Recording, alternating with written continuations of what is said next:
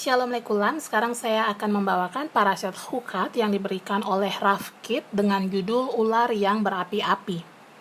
Shalom Aleichem, saya ingin membagikan pemikiran singkat tentang parashat kali ini yang memberikan saya banyak sekali support emosional dan spiritual. Pada akhir parashat, tepat setelah Aharon meninggal, ditemui kisah tentang ular yang berapi-api. Bangsa Yahudi mulai komplain kepada Hashem dan kepada Moshe. Mereka mengatakan, mana itu tidak cukup. Mungkin akan lebih baik kalau kami tinggal di Mesir saja. Kenapa kamu harus membawa kami keluar ke sini untuk membunuh kami? Saat itu Moshe berdoa kepada Hashem menanyakan apa sebenarnya yang sedang terjadi. Ular itu mulai memercikan apinya, kemudian merambat ke seluruh orang-orang Yahudi dan membunuh mereka. Sampai saat Moshe selesai berdoa, mereka meletakkan ular itu di atas tiang, lalu orang-orang Yahudi melihat ular tersebut dan meminta pengampunan kepada Hashem. Ini tertulis dalam Gemara Rosh Hashanah. Kemudian mereka dipulihkan. Begitulah ceritanya, cerita yang cukup aneh. Apa yang harus kita pelajari dari cerita ini? Kisah ini adalah simbol pemulihan atau penyembuhan, yang juga mengingatkan kita bahwa penyembuhan dan pemulihan itu semua datangnya dari Hashem. Netivot Shalom menyuguhkan konsep pemikiran yang lain.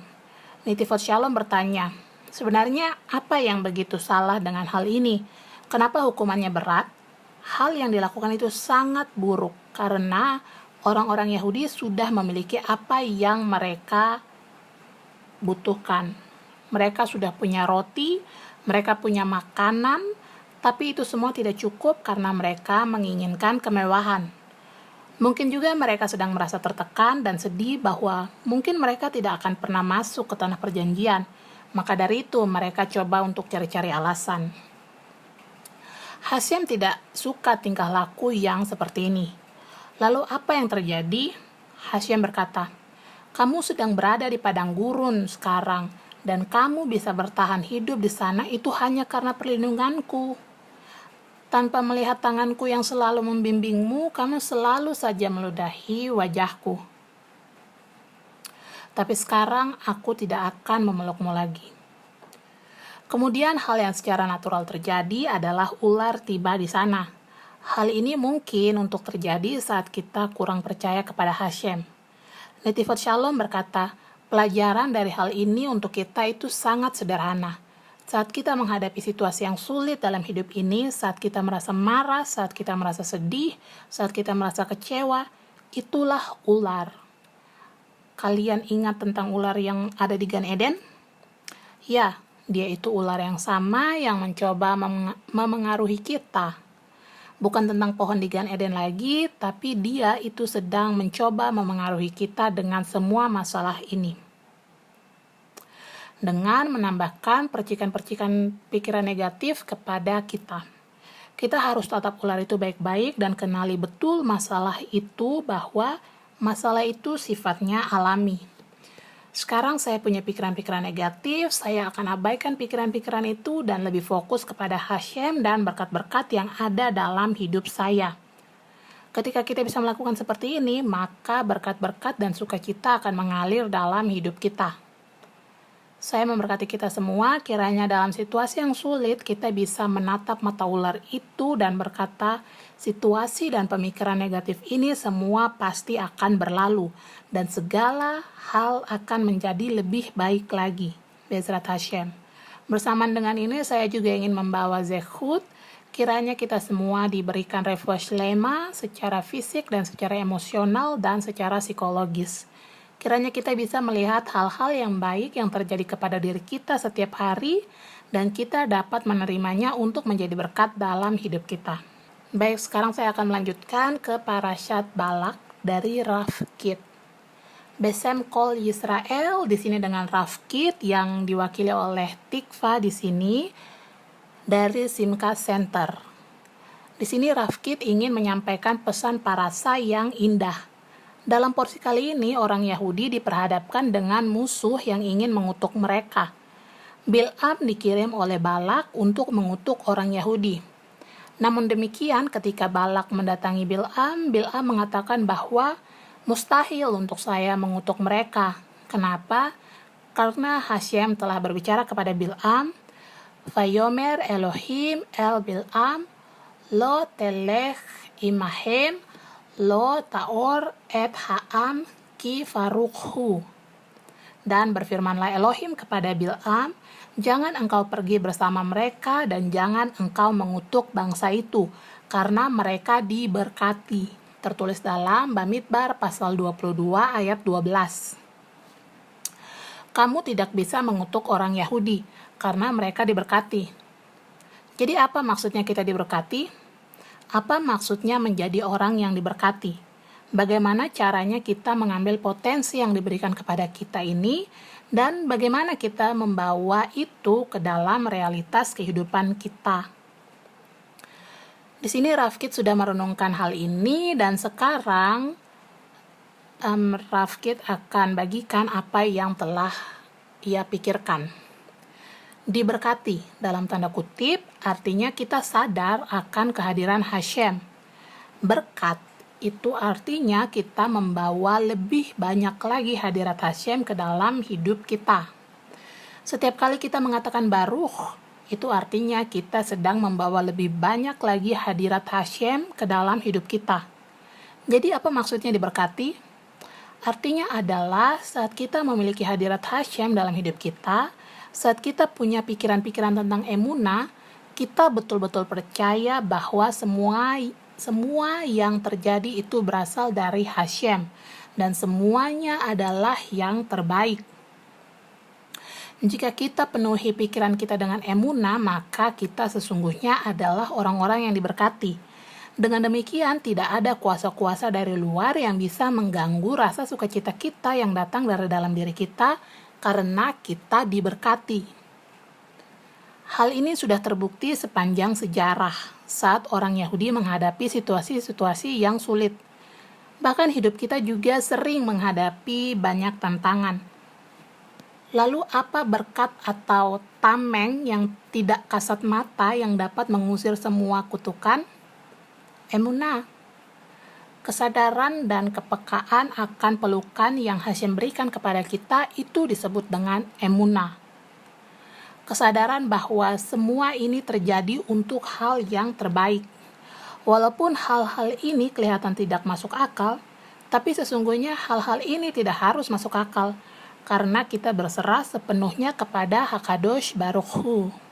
Jadi, situasi apapun yang sedang kamu hadapi saat ini, kiranya kamu bisa menerapkan pola pikir seperti penjelasan tadi, dan merasakan kasih sayang yang sesungguhnya dari Hakadosh Baruch Hu. Dengan demikian, kita akan menjadi tidak terlihat dalam tanda kutip oleh kuasa-kuasa gelap dari luar.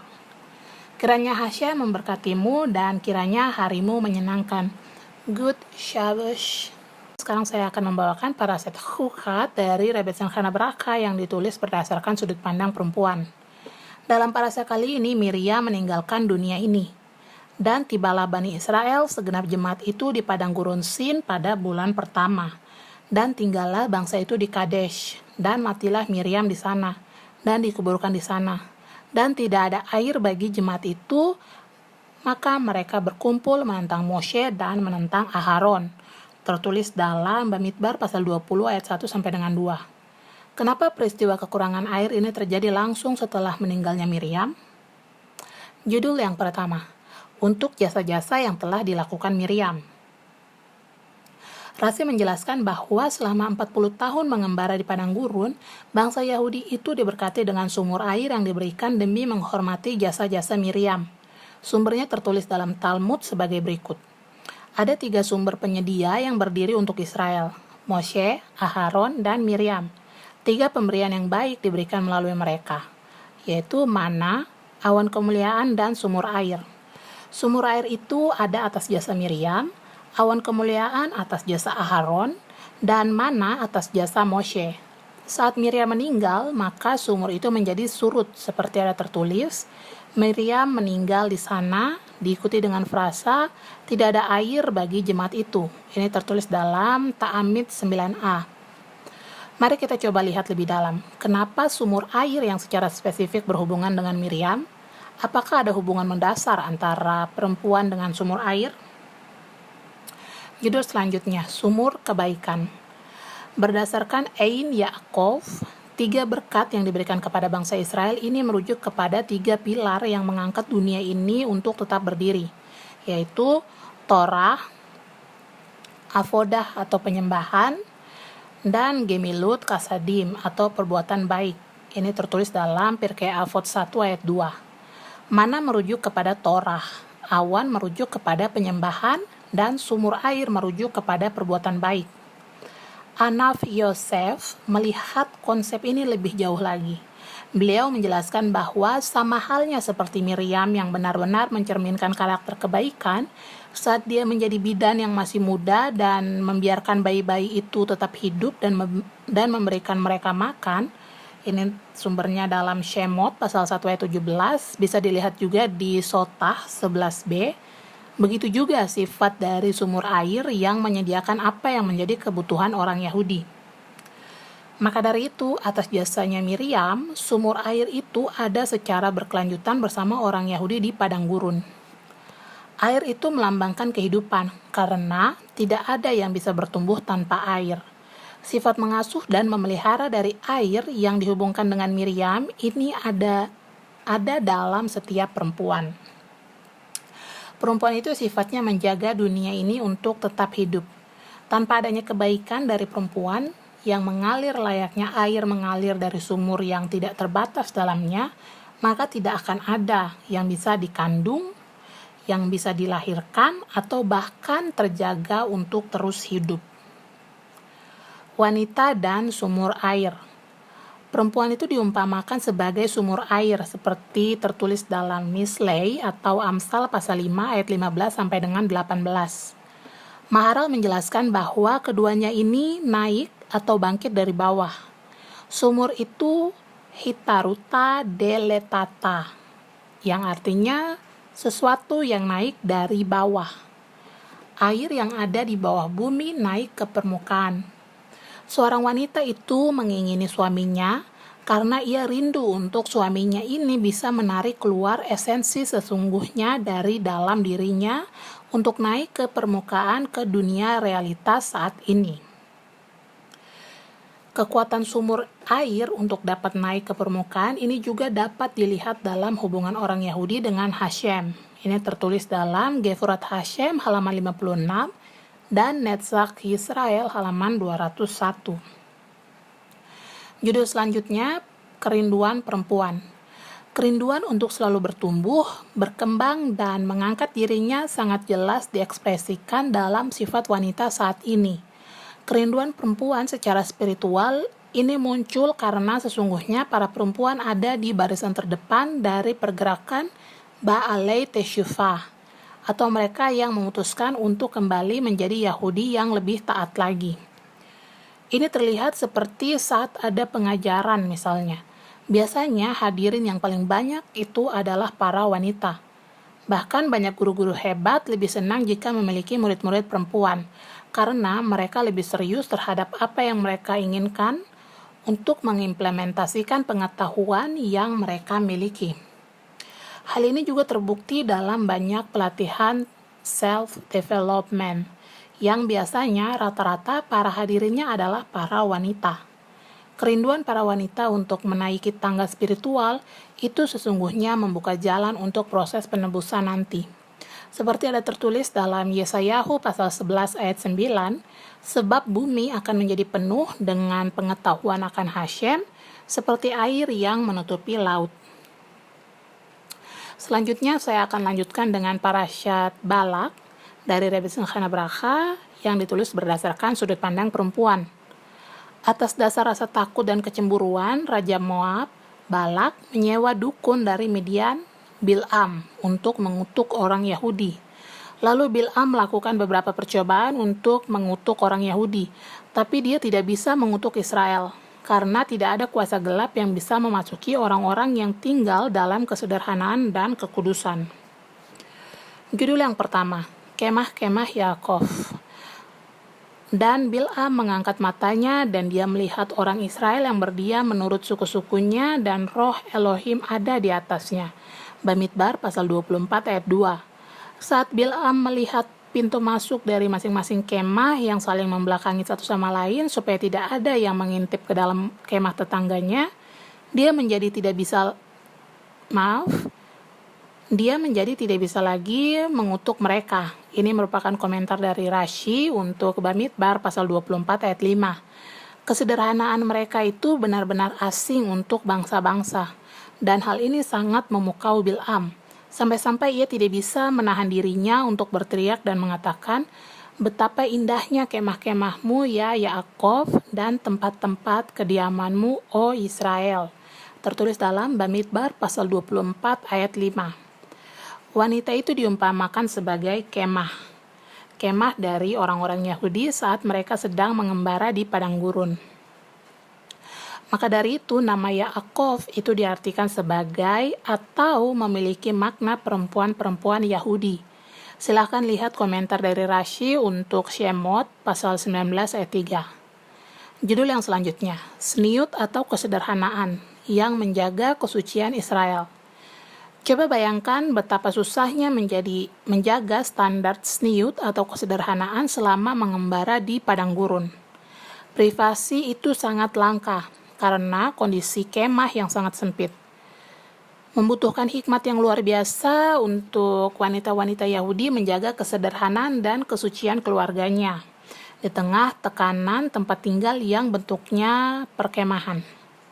Tanpa hikmat yang kreatif, bagaimana bisa para wanita ini melakukan mikveh, melahirkan anak, menyusui bayinya, dan menjaga kebersihan kemahnya dengan tetap mempertahankan kesederhanaan dan kesucian? Kesederhanaan ini memagari setiap kemah layaknya pagar yang terbuat dari mawar putih yang murni, untuk melindungi Israel dari kuasa-kuasa gelap, bahkan sihir-sihir yang licik. Bil'am dalam kelihayannya sekalipun, ia langsung bisa mengerti rahasia pertahanan orang Yahudi. Dia memahami bahwa dengan melanggar atau menerobos pagar kesucian yang mengelilingi kemah Israel ini, itu berarti ia sedang berjalan menuju kegagalannya sendiri. Maka dari itu, dia akhirnya mencoba untuk menggoda laki-laki Yahudi dengan kecantikan wanita-wanita dari bangsa-bangsa lain. Judul yang selanjutnya, Kesucian wanita Yahudi. Dan Israel tinggal di Sitim, dan bangsa itu mulai membuat lacur dengan anak-anak perempuan Moab. Tertulis dalam Bamidbar pasal 25 ayat 1. Rashi memberitahu kepada kita bahwa hal ini terjadi seperti yang disarankan Bil'am. Rabbi Hirsch mencatat bahwa orang Yahudi belum pernah sebelumnya melakukan hal seperti ini. Midrash juga mendukung pernyataan ini, bahwa selama 2010 tahun orang Yahudi di Mesir dan selama 40 tahun mengembara di padang gurun, hanya ada satu wanita Yahudi yang melakukan hubungan terlarang dengan bangsa lain. Ini tertulis dalam Midrash Tanhuma Balak 16. Jika bukan karena rencana Bil'am, orang Yahudi tidak mungkin bisa terlibat dalam hal ini, karena sebelumnya mereka berhasil melewati banyak godaan yang ada di Mesir. Ini tertulis dalam Sefer HaMizrahi, Bamidbar 25 ayat 1. Judul yang selanjutnya, Kemah-kemah Yaakov, perisai yang setia. Dan bangsa itu mulai membuat lacur. Kata mulai dalam bahasa Ibrani adalah vayachel, yang mana berhubungan dengan kata khol atau duniawi atau najis. Dengan terlibat dalam hubungan seksual terlarang, itu berarti seseorang sedang menajiskan kesucian dirinya, dan dengan demikian ia sedang masuk dalam penyembahan berhala. Hal inilah yang diperingatkan Torah tentang perkawinan campur seperti ada tertulis dalam Shemot pasal 34 ayat 16. Dan engkau mengambil dari anak-anak perempuan mereka bagi anak-anak lelakimu, dan anak-anak perempuan mereka berbuat zina di hadapan ilah-ilah mereka, dan mereka berzina dengan anak-anak lelakimu di hadapan ilah-ilah mereka. Maka dari itu, hubungan seksual yang suci itulah yang menjaga orang Yahudi dari setiap pengaruh buruk. Selama laki-laki Yahudi ada di bawah naungan atau perisai yang setia yang dimiliki istri mereka, atau dengan kata lain, istri mereka adalah para penjaga kemah-kemah Yaakov, Tidak akan ada hal jahat yang bisa mendatangi mereka. Namun demikian, saat di mana mereka meninggalkan kemah-kemah mereka untuk mendatangi perempuan-perempuan yang asing, ini sesungguhnya mereka sedang membuat diri mereka menjadi rentan akan dosa-dosa yang ada, termaksud dosa penyembahan berhala. Sekian dari saya, Shabbat Shalom.